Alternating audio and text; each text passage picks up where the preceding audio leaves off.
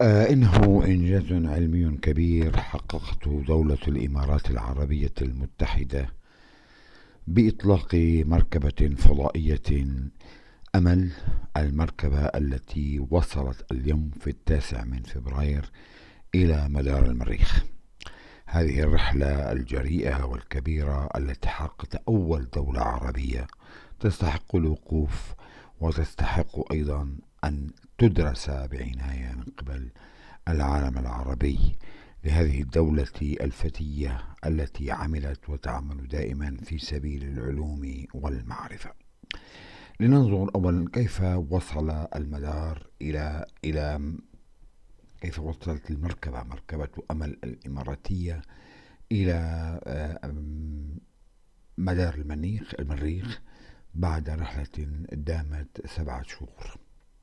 وكان هذا المسمار الإماراتي إذا انطلق من الأرض كما قلنا قبل 7 أشهر قد وصل إلى المدار الكوكب لتصبح الإمارات بذلك 5 دولة ترتاد الفضاء لهذه المهمة بعد الولايات المتحدة والاتحاد السوفيتي وأوروبا والهند. ويستطيع علماء الإمارات الآن دراسة الغلاف الجوي للكوكب، كما يدرسون أيضا المسامير أو المسمار 3 أدوات، ويحمل المسمار 3 أدوات ستراقب بين أهداف أخرى كيف تسرب الذرات المحايدة من الهيدروجين والأكسجين بقايا المياه الوفيرة من المريخ إلى الفضاء. هنيئا لشعب الإمارات بهذا الإنجاز الكبير، ولعل هذا الإنجاز فاتحة أمل للدول العربية القادرة من دول الخليج وأولها طبعا المملكة العربية السعودية أن تطلق مركبة فضائية شبيهة بما عملت به الإمارات العربية المتحدة. إليكم بعض الصور التي وصلتنا عن هذا الإنجاز واحتفال الإمارات العربية المتحدة بوصول مركبة الأمل الإماراتية إلى مدار المريخ. شكرا. أبي الحسامي، جنيف.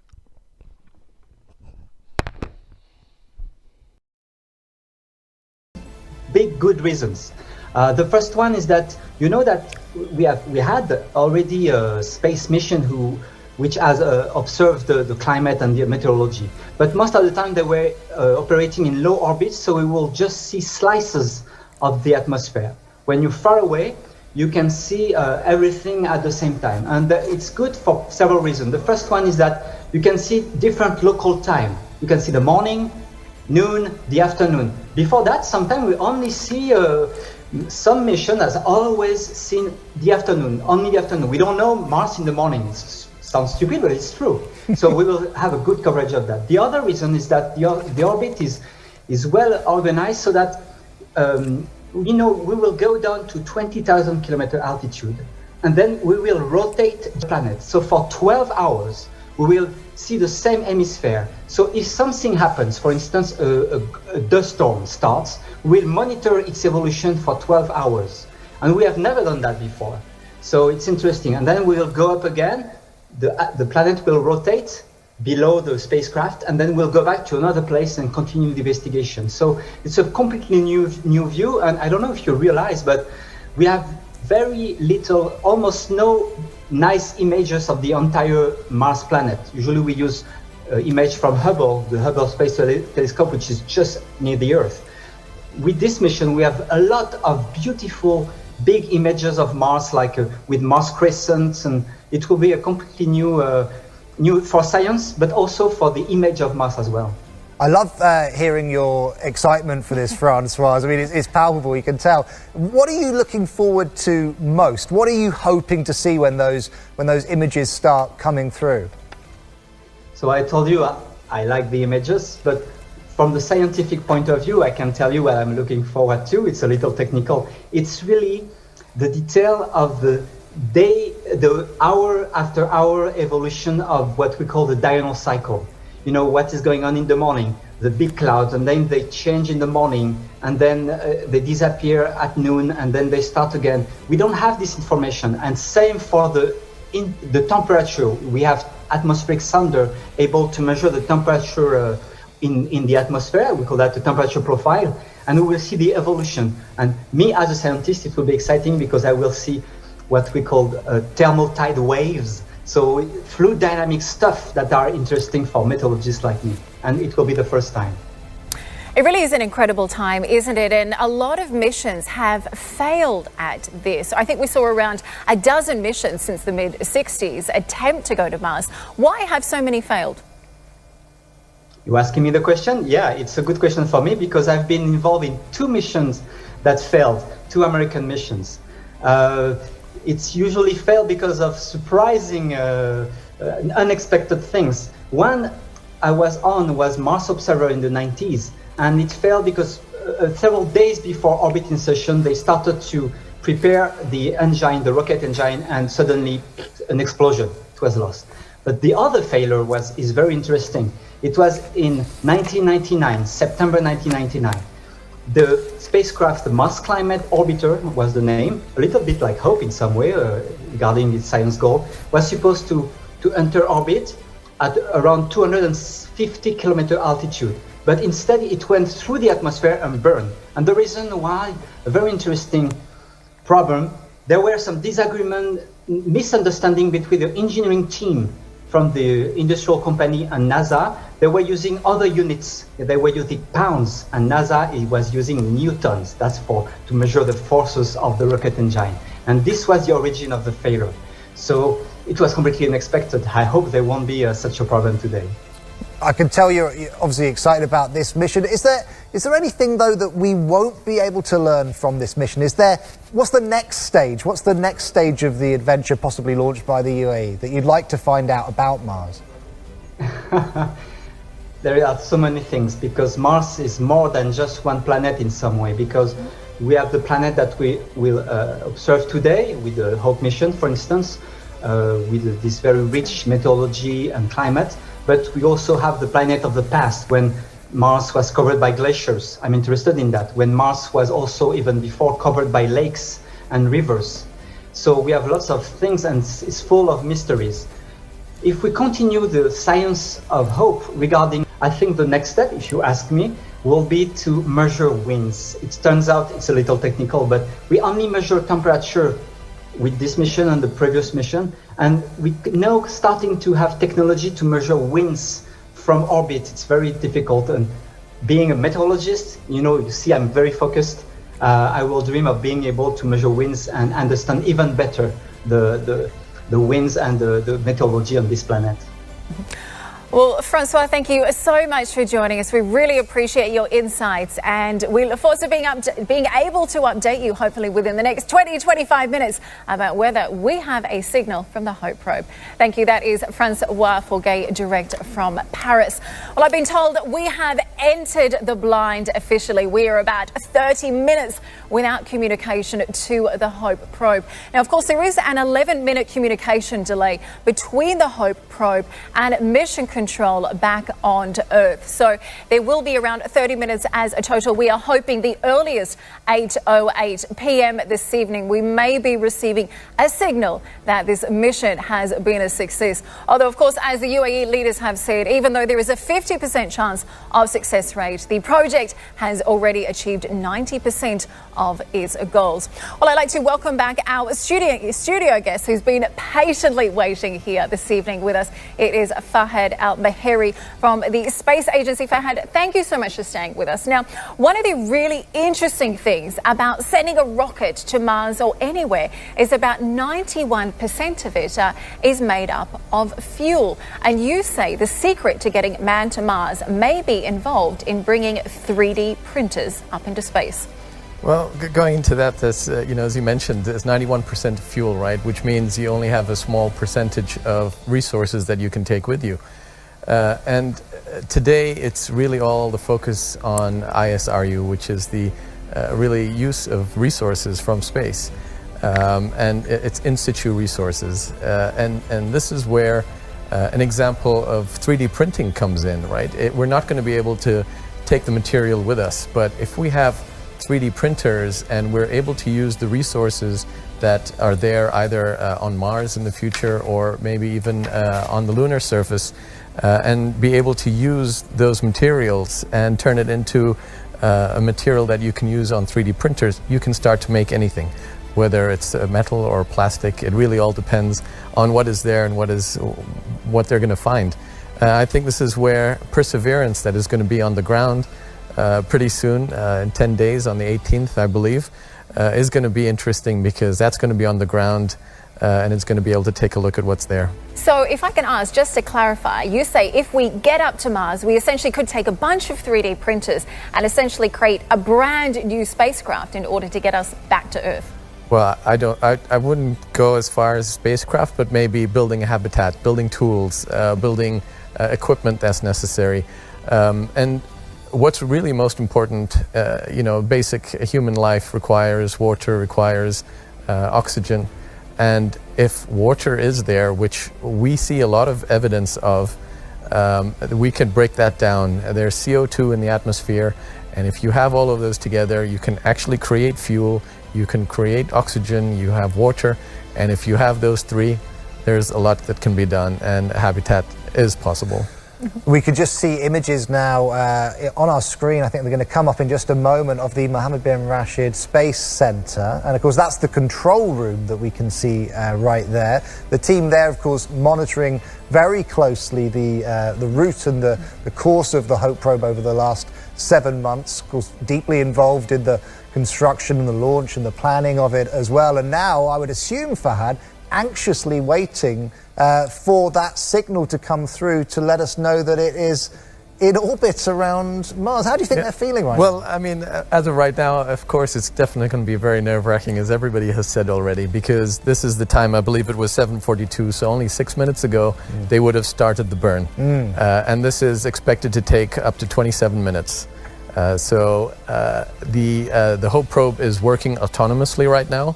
There is very little anyone can do, because the signals of having to relay anything back or any new instructions isn't really possible at this time anymore.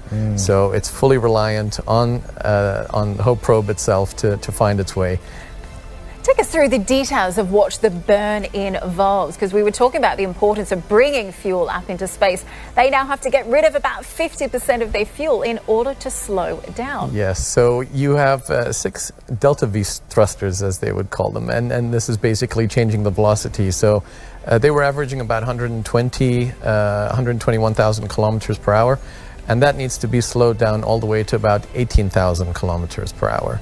So during that period, there's and 27 minutes of these thrusters burning is a lot of time, and this is where the concerns are, right? There are possibilities that things could go wrong, as Francois had mentioned, right? But everybody has been doing the simulations, all the tests are there, and so hopefully we're confident and this works. Well, when we do hopefully get that signal through, it will be to the Mohammed bin Rashid Space Center that we go to receive the announcement. Probably one way or the other, we'll see that first here on Dubai 1. Let's hand over now to Jad, though. He's down at Burj Plaza. Jad, what do you have for us?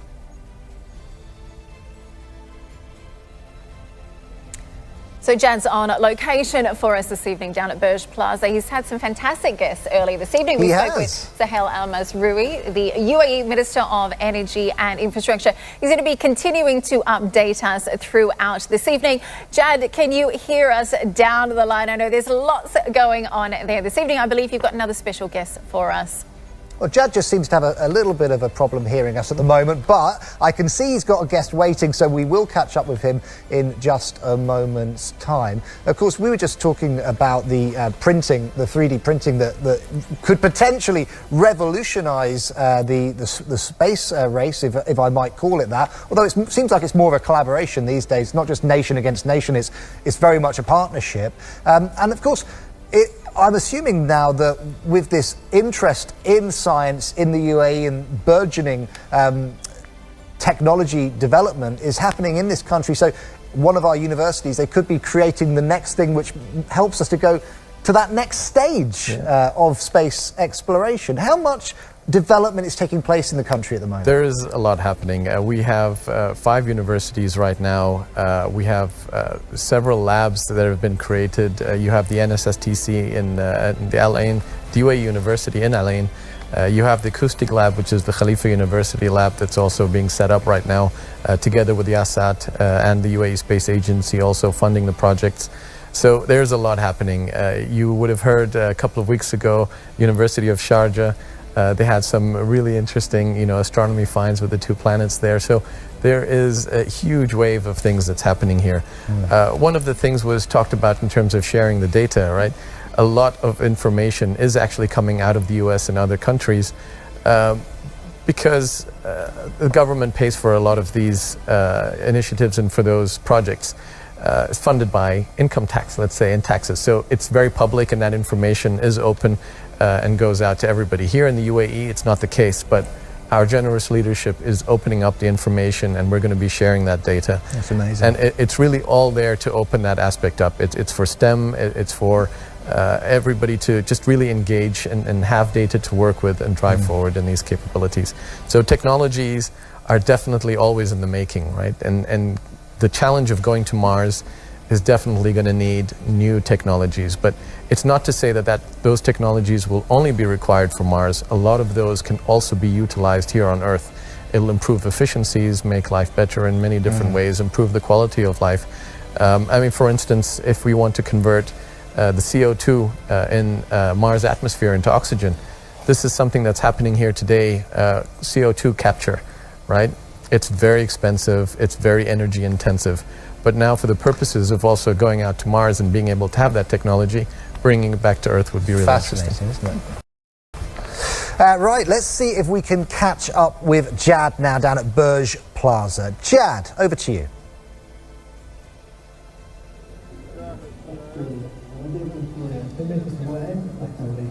Well, we seem to have trouble. The UAE has been glowing in red in the past few days. We saw Burj Khalifa, we saw Dubai Frame, we saw the Museum of the Future. A lot of iconic buildings have been glowing in red to support and to show that we are all proud of this amazing mission to Mars. With me right now is Noura Al-Janahi, Project Resource Manager. Thank you for being with us. Thank you for having me. How are you feeling today? How are you feeling right now, especially that we will know what's going to happen in the next few minutes?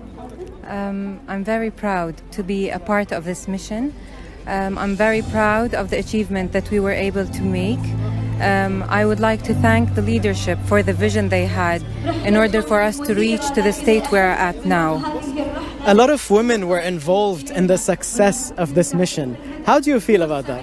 I'm very honored to be one of the significant females that were part of this project. As you know, there were 34% of Emiratis, female Emiratis at the project, and I think it's the highest rate within a global project, and I'm very proud to be part of that. And tell me more about your role as a project resource manager. The project management team was basically monitoring and tracking the budget, schedule and resources of the project. My role was to manage and monitor the human resources aspect of the project. So I think it's time to see what's going to happen. We're both really excited. Thank you so much. Thank you very much. Thank you. Back to you guys in the studio.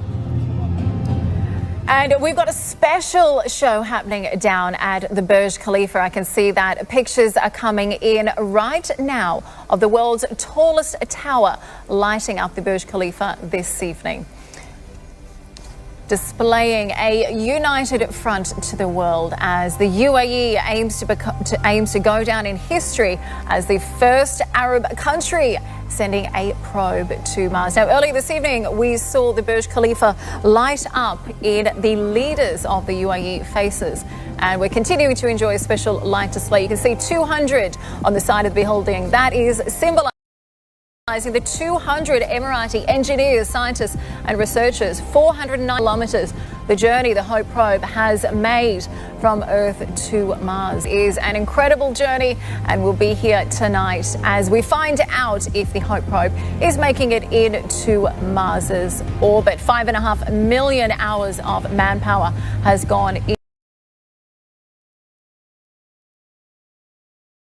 into this project, as we've just seen on the sides of the Burj Khalifa. Remarkable sight, and this display, of course, I think it's around a 5-minute display that we're going to see here. This, of course, is happening just minutes before the earliest point at which we expect to receive that signal from the Hope probe, which I believe is around 8 minutes past 8 this evening. And of course, if we do get it at that point, that will be a very good sign, Fahad, won't it, that we are on the right course. 8:08, the signal comes through. How do we react in the Mohammed bin Rashid Space Center? I'm guessing we will see a lot of very happy faces. The signals are coming through from the Deep Space Network, so we're currently utilizing the big dishes over at Madrid. So there's a 70-meter dish and a 35-meter dish that are tracking, and as soon as that telemetry and that information comes through, it will get to the MBRSC Command and Control Center, and Imran will hopefully be giving us the news. And it's, sorry Katie to interrupt, but it's not exactly an exact science, if I can put it like that. It could be any time between 8:08, maybe 8:12, 8:15. We're not entirely sure when we're going to get it, but we will be receiving it here first. Yes, we do hope so. I mean, if it does get delayed, if there were any concerns or any issues during the phase of the burn, then we may have to wait until it comes back around Mars. So well, it is 7:58, so only about 10 minutes until we get more of an idea. Now, I thought it was interesting earlier we heard from some of our guests as well as you saying, even if the probe doesn't quite go to plan this evening, issues still could be rectified. Of course, we do have a bit of a delay between the probe and Mars, but as long as it doesn't crash into the Mars planet, which is a potential, it should be okay. What are some of the issues that could potentially need to be fixed? I know we mentioned earlier, you said, if a fuse, catches alight. What are some of the issues that we might face and how they could be resolved? So, as I mentioned, everything is happening autonomously right now, and there's very little we can do because the time frame really isn't there. Everything that we could have really done would have had to be done before this Mars. Which I love, by the way, because it's kind of super cool that it's autonomous, but at the same time, it's kind of scary that we can't control it. It's all down to that programming. But it's the programming, right? It's the simulations, and this is where things are planned, things are assumed, bad things are programmed in to say that, all right, what if this happens, and how the Mars probe should react.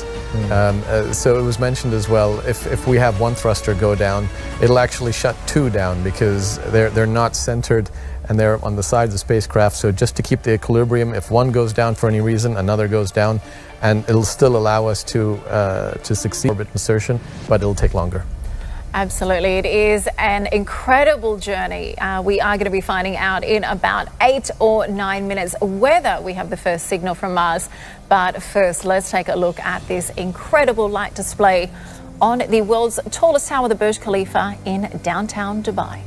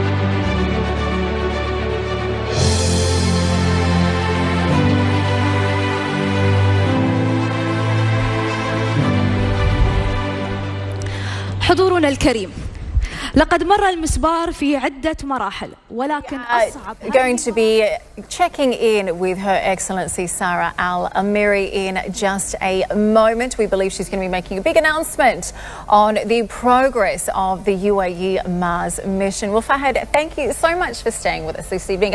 We were beginning to talk a little bit earlier about, obviously, it is an autonomous journey up there this evening. We were talking about some of the things that could go wrong, how potentially they could be fixed. There is a 50% success rate, whether the project goes ahead as planned or not. What are some of the big lessons we hope this project will bring us this far?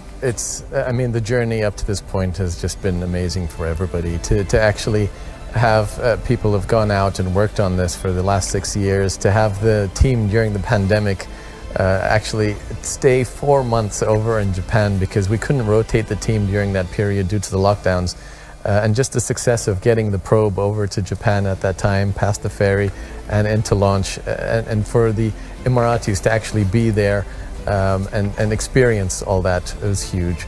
Now this is, of course, going to be an opportunity for so many to look at and learn from, good or bad, whatever happens today. And this is history in the making at the end of the day. What I really loved about that display we just saw was all of the facts and the details that were being projected onto the side of the Burj Khalifa there. You know, not everybody is aware of exactly what has gone into this. You know, the amazing facts that of the number of women who've been involved in this project, the fact that it's, you know, Emirati driven very much. There's collaborations with organizations all over the world, and 5.5 million hours of work has gone into this, and just the amount of knowledge that people in this country now have. And you know, it kind of excites me to think that people who've been working on this project, Emiratis who've been working on this project, they could go and work for NASA in the States, they could go over to the UK, they could go and really lead up teams in other countries as well. This is going to have a huge wave effect. Yes, I fully agree with that, and that's the exciting thing about this, and this is why, you know, the leadership didn't just want to do something small. They went all the way. You know, what is the hardest thing we could look at right now? And what is something that we can do to help humanity? And what is something to do that can inspire the youth, the Arab region? And you know, the Emirates Mars Mission Hope Probe was that. So we are here today. There's a lot happening. Still, again, if everything goes well, it's going to be an amazing opportunity with the science data that's going to come through. And this is going to be shared, a lot is going to be learned, and this could open up the way for more missions in the future. As you already know, there have been announcements by His Highness Sheikh Mohammed bin Rashid on the Rashid rover. So this is as well another space exploration out onto the lunar surface. So exciting times ahead. And I think one of the big focuses, we've mentioned it a little bit, about the importance of creating a knowledge-based economy. The fact that this space information is one goal, but certainly broadening our horizons and our economy here, moving away from hydrocarbons. Hydrocarbons, even tourism this year has been affected by COVID as well. Now, you've been involved in some really exciting announcements just this week. The opportunity for people to come and learn from some of the top universities in the UAE for free of charge. I'm going to ask you about that in just a moment, but first we've got some very special footage coming in live from the Burj Khalifa. Let's take a look at that on our screens. The Burj Khalifa in downtown Dubai, a very special message to the world tonight. اتجاه المريخ تجنبا لوقوع أي حوادث من نظام الإطلاق اللي موجود حول المسبار، فيكون في عدة إجراءات تصحيحية للمسار عشان المسار اللي نحن نبغى ندخل فيه في المدار حول المريخ، وتم استخدام المحركات ولكن لبضعة ثواني ما يقارب 27 دقيقة اللي احنا ياسين نمر فيها. التغييرات اللي تستوي يتم حرق نصف كمية الوقود، ففي تغيير كبير في خزان الوقود، خاصة من جانب درجة الحرارة اللي موجودة. درجة الحرارة اللي موجودة في أجزاء مختلفة من المسبار، عشان شيء أخوي عمران يوم أعطانا الأبديت الأخير ذكر درجات الحرارة. درجات الحرارة مهمة جدا، المسبار تم برمجتها أنه يتأكد بالحفاظ على الحرارة المناسبة للإلكترونيات اللي موجودة على متن المسبار، وأيضا على الأجهزة العلمية اللي موجودة على المسبار. ففي عدة عوامل تدخل في موضوع الدخول. نحن جربناه بأكثر قدر نقدر نجربه في الأرض، وتم وضع عدة سيناريوهات للتجريب نجاوب مع التجارب اللي موجودة، ويمكن التجربة الأخيرة نتائجها خلال الدقائق الجاية إن شاء الله بإذن الله. This evening in order to make sure that they can enter Mars's orbit. Now, as we heard earlier, our guest Fahad mentioned the fact that 91% of the weight on board these kinds of projects is made up of fuel. So this is a really important part, because in order to be able to lift off out of Earth's gravity, the Hope probe had to be able to travel at an incredible speed with a lot of fuel, but now is the time to slow down. So she's now explaining how they can find the location of the probe and really locate where it is. Earlier this evening we heard why the Hope probe was using star tracking equipment in order to keep it on track. And now we're trying to understand just where the Hope probe is at the moment. It is 8:07 this evening. We are expecting it could be as early as 8:08. We do get a signal from the Hope probe that they have entered Mars's orbit, a pivotal moment in history, not only for the UAE, but the entire world. And of course, this message now not just being delivered to us, to you here in the UAE, and of course the wider region, but to people all around the world and the world's press as well. I was looking a little bit earlier before we came on air, and I was looking at the number of cameras, the amount of that are at this event today, and there are dozens and dozens down there. And this is very much going to be a message that's shared across the world. Her Excellency Sarah Al-Amiri, of course, explaining all the details, not just to the dignitaries there and to the people that have been involved. And Her Excellency has really been the face of this mission. We mentioned earlier how 80% of the Emirati science involved in this project are women. 30% of the entire team are women. The average age of people involved in this project was just 27. Now, Her Excellency herself is in early 30s as well. It really is an incredible moment for UAE women and the country as a whole. Her Excellency, of course, just talking about the fact that the further the probe travels away from the Earth, away from the control centre, the longer it takes for signals from the control centre to go to the probe, and of course signals to come back from the probe to Earth. And of course those signals are what we depend on to know that the probe is headed in the right direction. And so far we've had good news throughout the probe's journey over the last 7 months or so, just under 7 months. And of course now it enters that stage where it's just dependent upon itself, dependent upon its programming in order to achieve orbit around Mars. Prior to this point it was guiding itself by its own star map within its own programming. We're going to go over now to the Mohammed bin Rashid Space Center for a special announcement.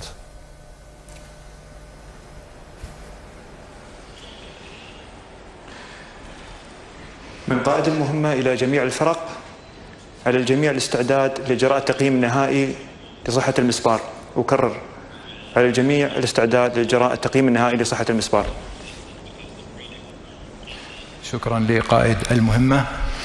بعدنا نرتقب الأخبار من الخوانيج، فسامحين على المقاطعة معليش. فإذا نرجع لسؤال التواصل مع المسبار والبنية التحتية اللازمة. المحطة الأرضية اللي شفناها حاليا تتلقى الإشارات من عند المسبار ويتم ترجمتها في الأجهزة الموجودة من قدام الشباب، إن كان في غرفة التحكم، ورا تشوفون شباب ياسين، هذه غرفة الهندسة المهندسين ياسين. 4 minutes. The report will be coming in about 4 minutes. It is 8:10 in this evening. We knew we'd be able to get the signal as early as 8:08. And you can see there, Katie, the countdown on the wall of the control centre, counting down 3 minutes and around 25 seconds, I believe, if my eyesight doesn't fail me. And that's the timeline, that's what they're looking at now to receive that signal from the Hope probe. Hopefully, good news will be received. And it is incredible to think about this journey. The fact that, 50 years ago, the UAE was desert. We know that the United Arab Emirates will be celebrating its 50th anniversary of the formation of the 7 Emirates a little bit later this year. And to consider to be able to move from desert to Mars within just 50 years really is quite remarkable. Something no other country around the world has done before. And you can really feel the excitement. I think in the studio downtown at Dubai is palpable. I mean, Ray, you and I are expatriates. You've been here about 11 years. I've been here about 12 years. And to an announcement 6 years ago that there were plans to send a mission to Mars, and then to be here tonight, watch it happen in front of the world's eyes really is quite remarkable. You can see the brightest minds and experts of the UAE are in the control room there at the Sheikh Mohammed bin Rashid Space Centre, waiting any minute to find out if the UAE has made history. Yeah, I believe it's just under around 2.5 minutes we have to wait, hopefully for that good news. The team there, you can see, looking quite anxious, but in control, very much in control. They've been preparing for this. This has been planned, and we're waiting here to see if the probe has entered Mars's orbit. And of course, a lot of communication going on at this stage. Even if we do receive good news tonight, which we hope that we do, there will be a period of around about two weeks plus where we just are going to be seeing if everything is still going according to plan, if the orbit is correct, and if everything that's on board the Hope probe is working. All those so vital scientific instruments with each of their key jobs to study the Martian atmosphere in their own unique way. And even after that goes ahead, it will be a few months until the probe begins collecting that important science data that we've been talking about throughout this evening. The information is going to be bringing this data over the next 2 years. Then the project could actually be extended for another 2 years as well. And the questions it's going to help us answer is going to give us a better understanding of the climate here on Earth. We can see there is cheering, there's celebration. That says it all. There is jubilation among the team down there at the Mohammed bin Rashid Space Centre. They've received the good news. The Hope probe is in orbit around Mars. The UAE has officially made history as only the 5th country in the world to reach the red planet. We mentioned the fact of millions of manpower hours involved, an incredible journey. Fahad, how are you feeling right now? What a moment. The hairs at the back of my neck are standing up. I've got goosebumps.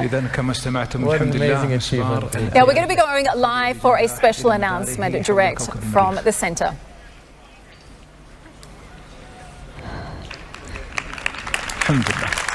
قائد الفريق عمران، شرف ولحظة تاريخية للإمارات وللوطن العربي.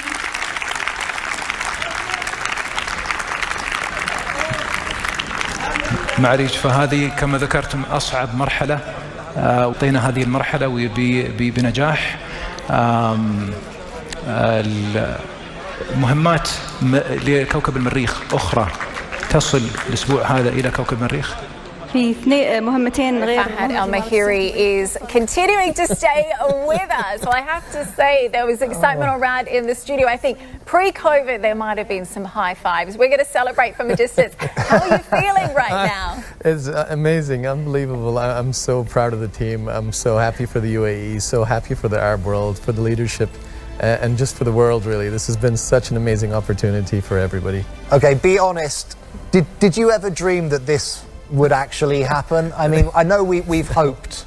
Okay, we're going to go direct to pictures from His Highness Sheikh Mohammed bin Rashid Al Maktoum, UAE Vice President, Prime Minister and ruler of Dubai, is at the Space Centre right now. It must be an incredible moment for His Highness to see his dreams come to fruition.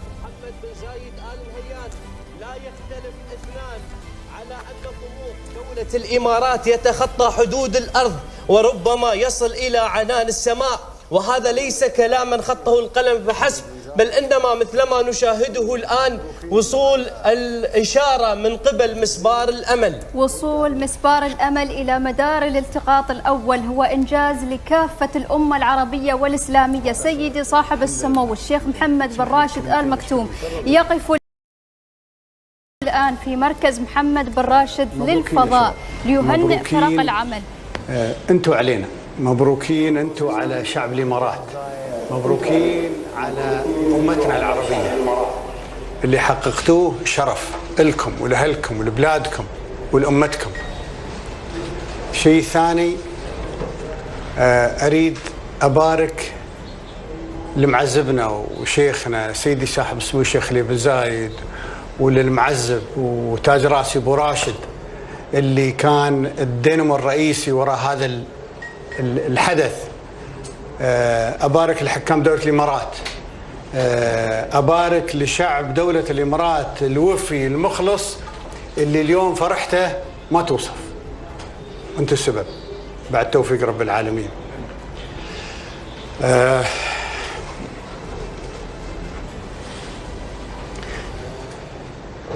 ما ننسى صورة الشيخ زايد، وهذا التاريخ يذكرنا به اليوم. سنة الحياة يا عيالي، جيل يسلم الراية الجيل والحياة تمشي. هو بداها وانتوا وصلتوا الحمد لله. الحمد لله. مشكورين على المجهود، مشكورين على المستوى، مشكورين على التشريف اللي شرفتونا به. رفعتوا راية بلادكم وسمعتها في المريخ. حفظكم ربي، جيل يشرف، ومبروكين مرة ثانية انتوا على بلادكم. سعدنا بشوفكم، فرحتنا كبيرة. حفظكم ربي.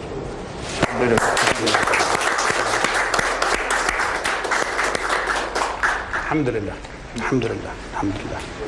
تفضل بالعذر بس الضربة الثانية. عمران.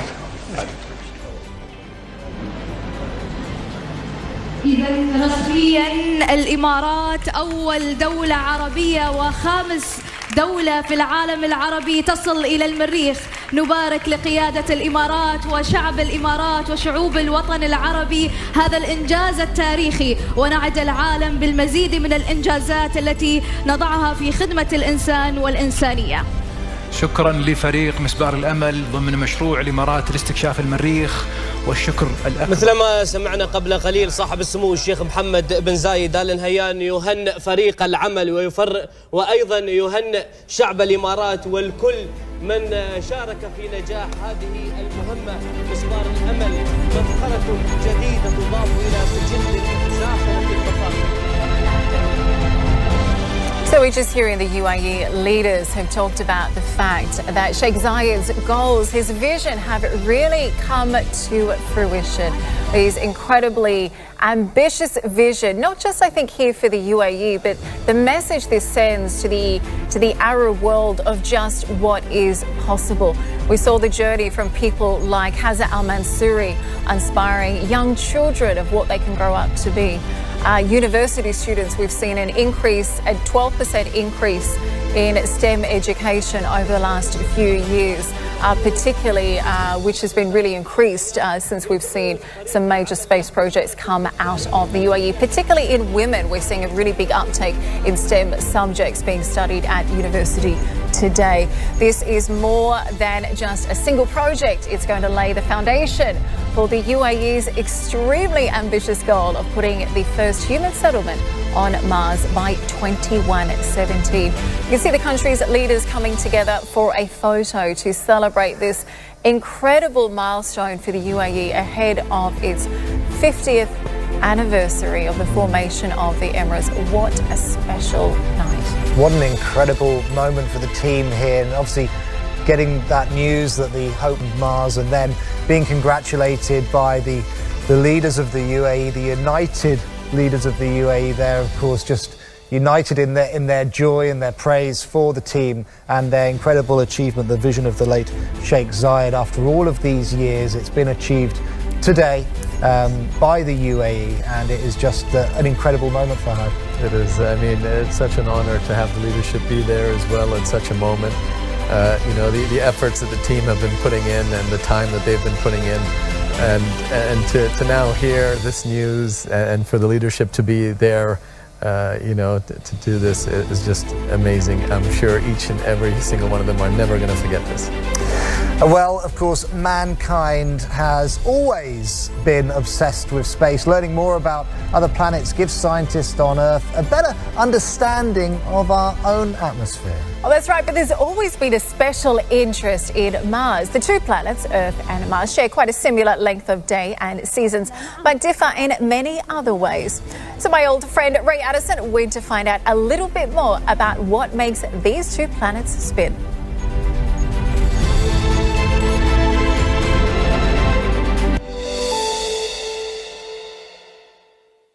Why is the human race so driven to explore Mars? The motives are vast, including a desire to understand the conditions and climatic changes that have led to the erosion of the red planet's atmosphere.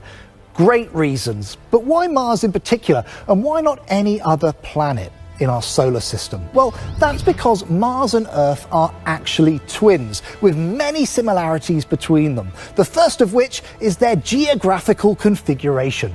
The two planets have the same area of land, despite the fact that the diameter of Mars is only slightly larger than the radius of the Earth. The geography of Mars is also similar to Earth's, with high mountains and valleys. However, Mars has the highest mountain peak in the solar system. The massive Olympus Mons towers approximately 25 kilometers above the surface of the red planet. Earth has the second highest peak in the solar system, but Mount Everest is a tiddler in comparison at just 8.8 kilometers above sea level. Mars is also home to the massive Mariner Valley at 4,000 kilometers long, 200 kilometers wide and 10,000 kilometers deep. It's one of the largest canyons in our solar system. It makes the deepest gully on Earth, the Yarlung Valley, look like a mere ditch at 500 kilometers long and 6 kilometers deep. And by the way, Americans, it also dwarfs your famous Grand Canyon, which is just 1.6 kilometers deep and 450 kilometers long. Both planets, Earth and Mars, have two permanent polar ice caps. The Mars Reconnaissance Orbiter discovered that fact in 2019. Now, back then, it found ice sheets accumulating over the planet's polar soil and extending 1 mile below the surface. In fact, the total volume of ice in Mars's poles is estimated at 3.2 million cubic kilometers. That's larger than all the ice in Greenland, which stands at 2.85 million. Well, do you want more similarities? Well, planet Earth and Mars both rotate around the sun on a very similar tilt, which gives both planets 4 seasons. The difference is that Earth's seasons are distributed over 365 days, while on Mars they're spread over 687 days. Mars and Earth also have a similar day and night cycle. In fact, the length of a day on the red planet is just a tiny bit more than ours, at 24 hours and 39 minutes. Both planets have sunrises and sunsets. However, they are a very different colour. The fine dust in the Earth's atmosphere scatters the blues and greens coming from the sun to give us yellow, orange and red colours. On Mars, the fine dust that is constantly around its atmosphere absorbs the blue light from the sun and scatters the warm colours, making its sky more red in colour. On the other hand, dust particles on the horizon scatter the blue light, creating a blue halo effect. And if you've ever wondered what the sunlight looks like on Mars, well, it's equivalent to a partly cloudy afternoon on a regular Earth day. Not many of those here in Dubai. Well, if you just joined us tonight, where have you been? We've just had the amazing news that the Hope probe, the ENIRATES Mars mission, has been successful. It is now in orbit around the red planet. That makes us the first Arab country to achieve that amazing, incredible feat in just the 5th country internationally. So we're going to take a quick break, but loads more still to come. We're going to talk about the financial impact that this achievement will have, not just on the UAE, but on the region. And we'll catch up with Jad down at Burj Plaza as well. So stay tuned.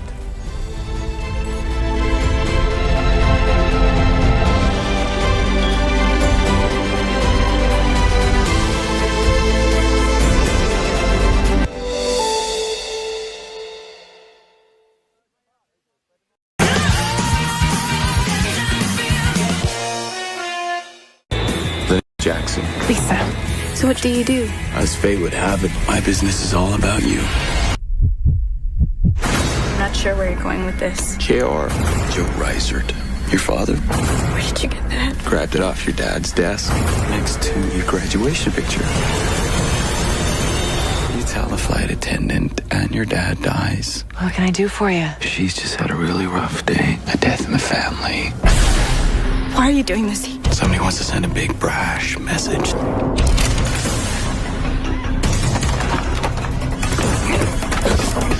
Do Dad a favor and stop gambling with his life. Red Eye, Friday, 10 p.m. UAE, 6 p.m. GMT. On Dubai One. This movie is brought to you by الخير هو اختيار لواكر منبع الخير.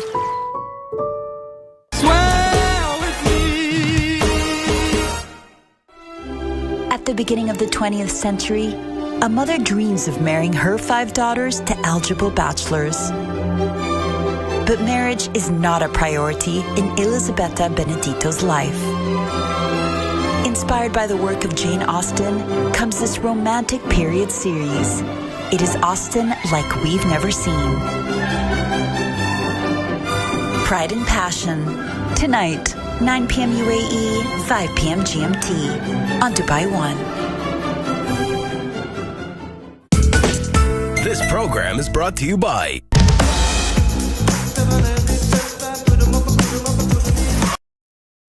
of the Iron Rose.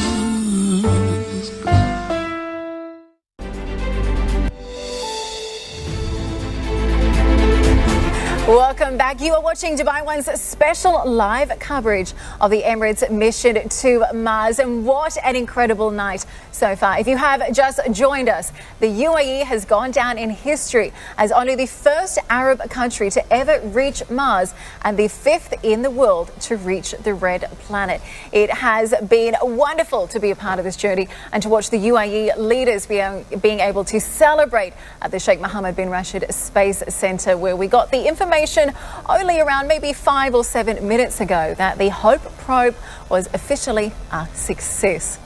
Well, our next guest, you can see live pictures coming in there. Our next guest we're going to be speaking to in just a moment. Dr. Mike Kelly joined the Planetary Science Division at NASA headquarters in 2008. And today he serves as the program scientist for the Mars Reconnaissance Orbiter, Mars Odyssey, Janus and NEO-WISE missions. He joins us now from Washington. Mike, thank you so much for being with us on such a special night. Now, you have been there at moments like this throughout your career. Just how special is this? What kind of thoughts will be going through the team at the Space Centre's headquarters this evening?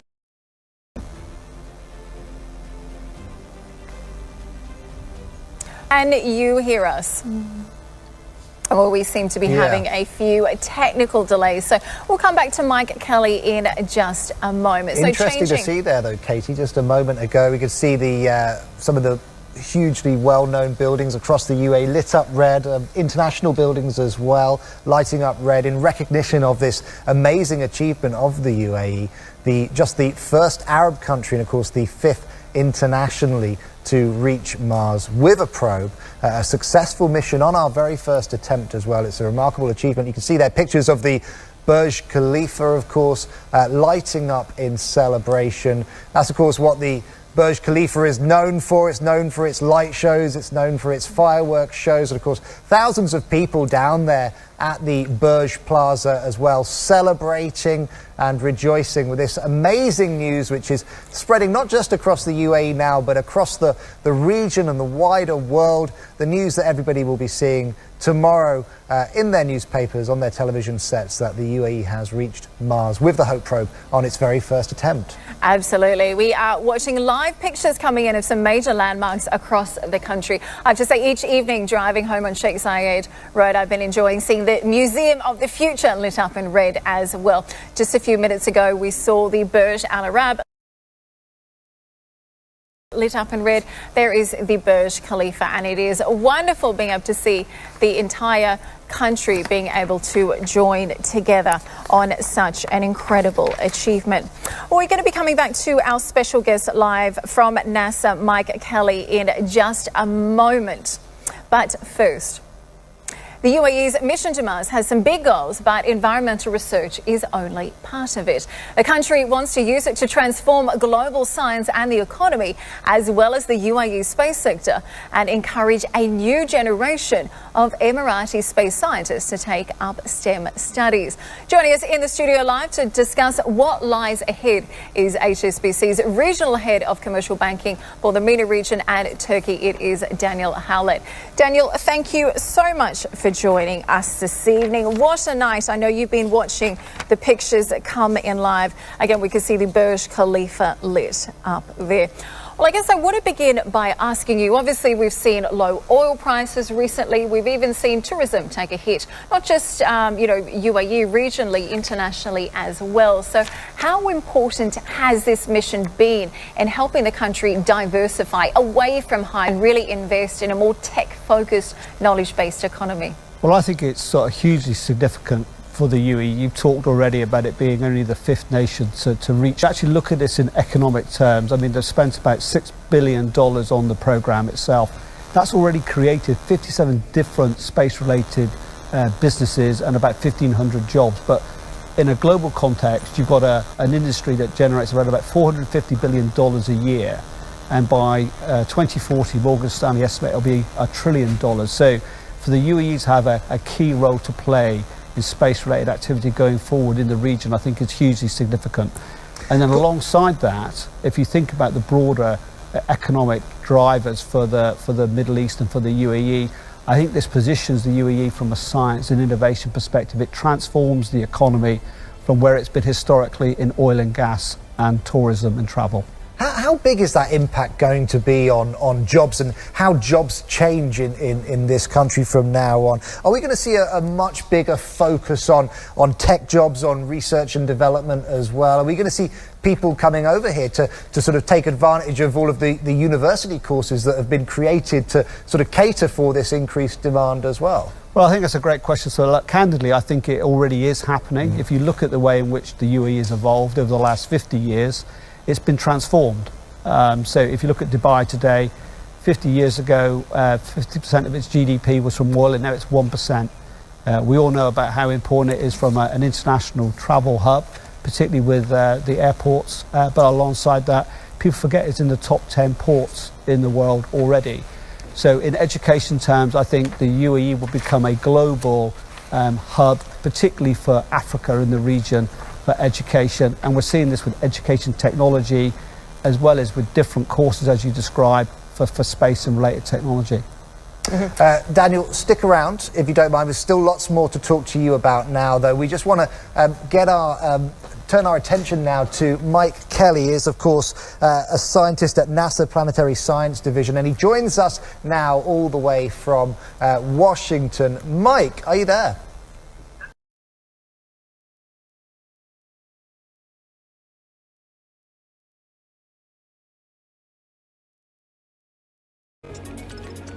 Hello, Mr. Mahmoud. Please introduce yourself and your role during this mission.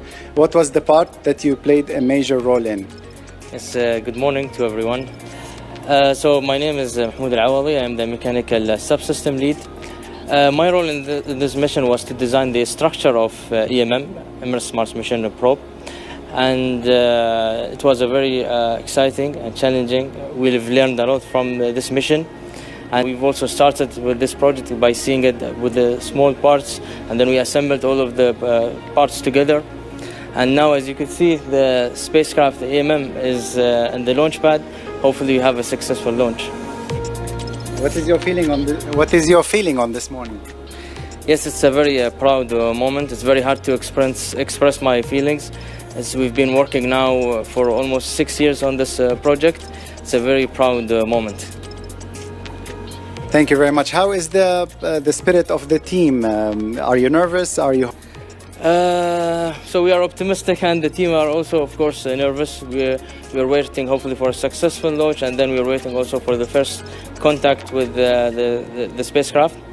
So hopefully, we're always optimistic, and inshallah, we have a successful launch, and we have a good approach up to Mars within 7 months.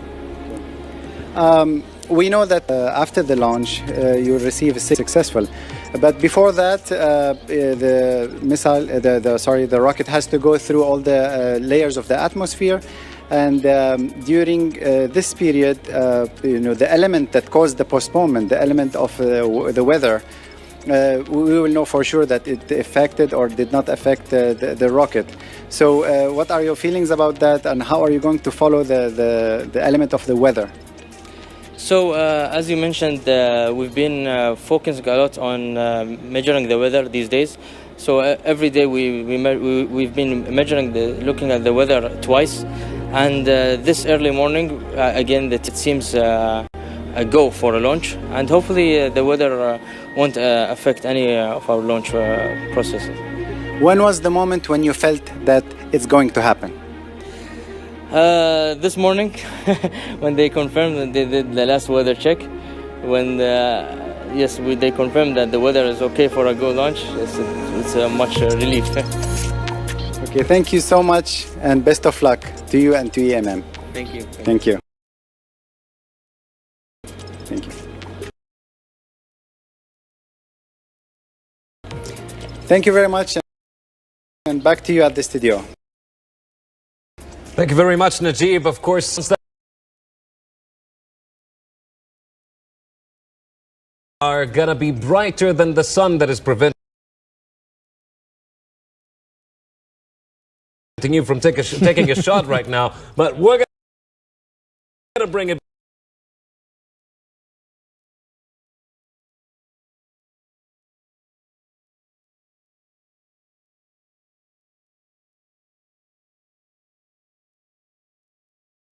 very soon, don't we, Ray? Absolutely. I think one of the things that I most got from that was how fun the team is and how excited they are. Fahad, I mean, it's quite inspirational, really. No, I mean, I think they did actually a quick average and looked at it, and I think they came down to around 27 years old was about the average, age of the team. So you can think that, what that does for the generation today and what that does for the country. I mean, the UAE is pushing for a knowledge-based industry, and how best to do it than really push and invest in the generation. We're so blessed in this country that we have leadership like Mohammed bin Rashid and His Highness Sheikh Mohammed bin Zayed, who, really acknowledge and understand the investment in people, in education. They see that as no loss at all, and that was, the message that was given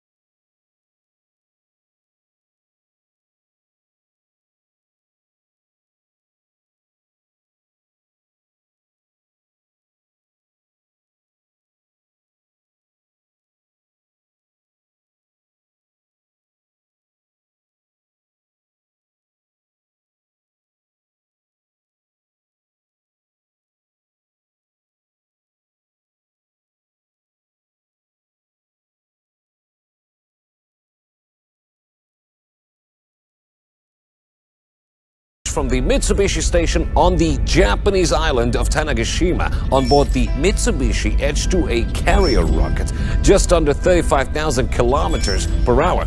The journey from Earth to Mars will take approximately 7 months and coincide with the 50th anniversary of the founding of the United Arab Emirates.